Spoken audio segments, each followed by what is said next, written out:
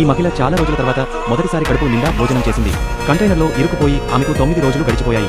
ప్రతిరోజు ఆమె మునిగిపోకుండా ఉండటానికి మరియు ఆకలిని తీర్చుకోవడానికి పైపు సహాయంతో కంటైనర్ నుండి నీటిని బయటకు తీసేది మరియు పచ్చి చేపలను తిని మరికొన్నింటిని ఆకలిగా ఉన్నప్పుడు తినడానికి దాచుకునేది. ఆ తర్వాత మియా కాగితంపై సహాయం కోసం ఒక సందేశాన్ని రాసి ప్రతి డబ్బాలో పెట్టి ఆ డబ్బాలన్నింటినీ సముద్రంలో పడేసింది. తద్వారా ఏదైనా ఓడ సిబ్బందికి ఆ డబ్బాలు దొరికితే తమకు సహాయం లభిస్తుందని, తాము బ్రతికి బయటపడతామని ఆమెకు నమ్మకం ఉంది. కానీ ఈ ఆశతో ఎదురుచూస్తూ 26 రోజులు గడిచిపోయాయి. సహాయం అందే ఆశ ఎక్కడా కనిపించలేదు. కంటైనర్లో నీరు పరిమితి స్థాయిని దాటిపోయింది. ఆ తర్వాత ఆమె తనను తాను రక్షించుకోవడానికి ఆ చెక్క పలకలన్నింటినీ కలిపి నీటిలో మునిగిపోకుండా ఉండే ఒక తాత్కాలిక పడవను తయారు చేసింది. మొదట ఆమె తన బిడ్డ కోసం తయారు చేసింది.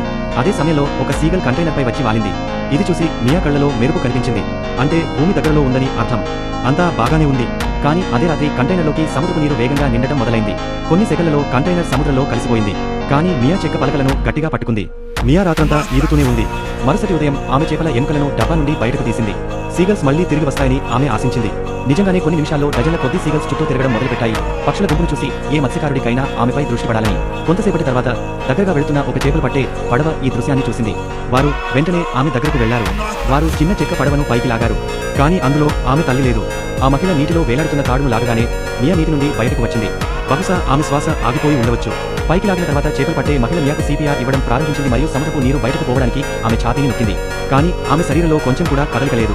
మియాను బ్రతికించడానికి ఆ మహిళ చాలాసార్లు ప్రయత్నించింది. ఆమె నిరంతర ప్రయత్నం ఫలించింది. మియా బ్రతికింది.